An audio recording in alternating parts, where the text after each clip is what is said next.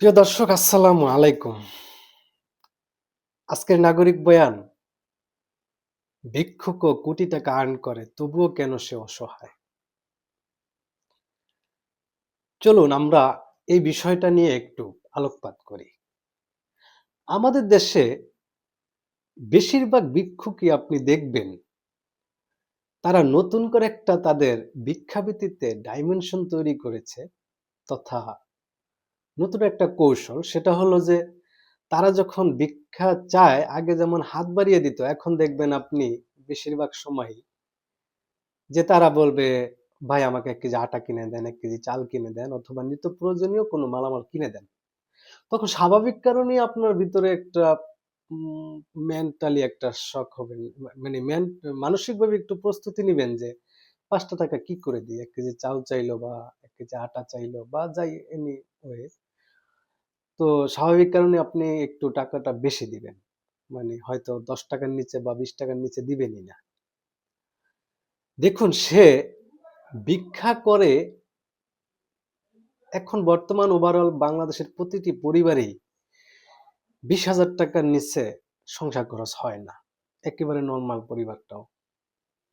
তাহলে সে বাৎসরিক স্পেন্ডিং তথা খরচ করে ৳২,৪০,০০০। যদি সে ৫০ বছর মানে ৫০ বছর সে যদি এই কাজটা করে, তাহলে সে ৳১,০০,০০,০০০ র উপরে ইনকাম করে। কিন্তু এই যে টাকাটা ইনকাম করে, সে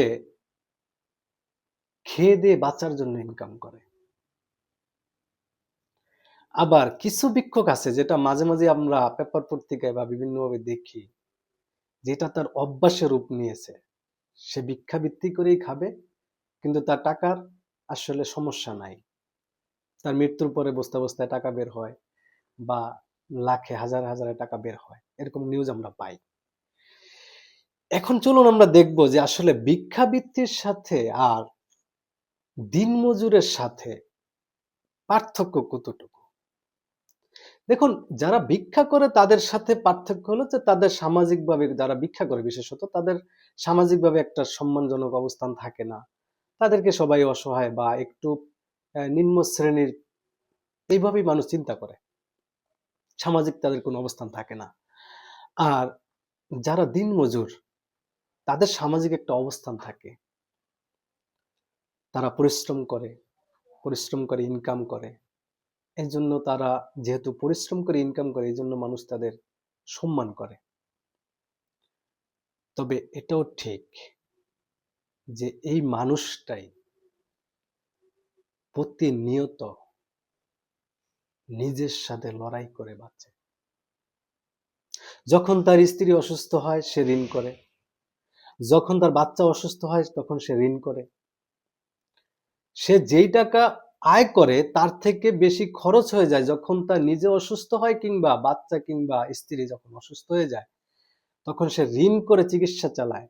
আর ওই ঋণের টাকা দিতে দিতে আবার সে ঋণ হয়ে যায়।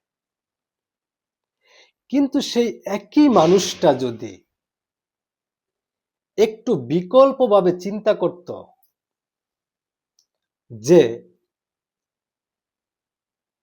সারা দিন কাজ করে সে সন্ধ্যার পরে দোকানের কাছে যায়, চায়ের স্টলে বসে, চা খায়, আড্ডা দেয়, মানুষের সাথে গল্পবাজি করে। কিছু, কিছু সময় এমনও দেখেছি, আমার বাস্তব অভিজ্ঞতা আছে।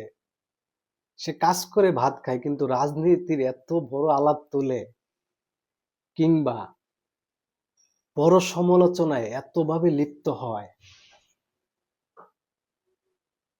যেন দুনিয়াতে তার থেকে বেশি আর কেউ বোঝে না। কিন্তু এই মানুষটাই নিজের ভালোই নিজে বোঝে না। এখন চলুন তাহলে ব্যাখ্যা করি। ধরুন সারাদিন পরে আমাদের দেশের যারা দিনমজুরের কাজ করে তারা মূলত কি করে?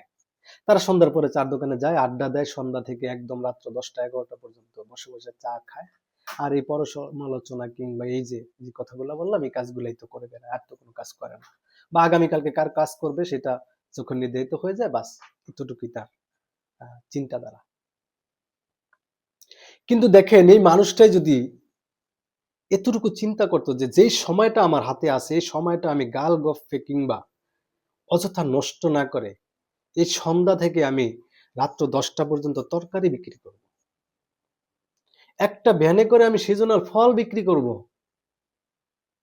কিংবা এই সময়টাকে সে এমন একটা জায়গায় ব্যয় করত যেখান থেকে একটা স্কিল শেখার পিছনে, একটা কাজ শেখার পিছনে, যাতে ভবিষ্যতে, নিকট ভবিষ্যতে যাতে তার এই কাজটাই তার অর্থনৈতিক মুক্তির পথ উন্মুক্ত করে দিতে পারত। কিন্তু তারা সেটা করে না। ভাই, গরিব মানুষ তার চিন্তার কারণে গরিব থাকে। এই দিনমজুর ভাইটি তার চিন্তার কারণে দিনমজুর থাকে। ভিক্ষুকটা সারা জীবন ভিক্ষাবৃত্তি করে তার চিন্তার কারণে, তার অসহায়ত্বের কারণে না। এখন আপনি বলবেন, ভাই আপনি হয়তো, আল্লাহ আপনাকে একটু ভালো রেখেছে, হয়তো মনে হয় আপনি এভাবে বলতেছেন। ভাই, এটা সত্য। মানুষকে আল্লাহ পাক রব্বুল আলামিন আশরাফুল মাখলুকাত হিসেবে দুনিয়াতে পাঠিয়েছে, সৃষ্টির সেরা জীব হিসেবে। ভাই, আমাদেরকে আল্লাহ পাক যে ব্রেইনটা দিয়ে পাঠিয়েছে, এই যে মাথাটা, এই মাথাটা যার কাজ করে সে পৃথিবীতে গরিব না ভাই। কারণ এই পৃথিবীতে যত দামি মানুষ কিংবা বড় বড় মানুষ কিংবা বড় বড় ব্যবসায়ী বলেন, বড় বড় চিন্তাবিদ বলেন, বড় বড় দার্শনিক বলেন, তারা তাদের ব্রেইনের মাত্র 1/3 খরচ করতে পেরেছেন, বাকিটা সাথে নিয়েই মারা গেছেন। আর ওভারঅল আমরা যারা মানুষ, সাধারণ মানুষ, তারা জীবন, আমাদেরকে আল্লাহ যে সম্পদ দিয়েছে এই সম্পদের মাত্র 2% আমরা ব্যবহার করতে পারি, আর বাকিটা সাথে নিয়ে মারা যাই। চিন্তাটা বদলান, চিন্তাটা বদলালেই দেখবেন যে ভাগ্য বদলে গেছে।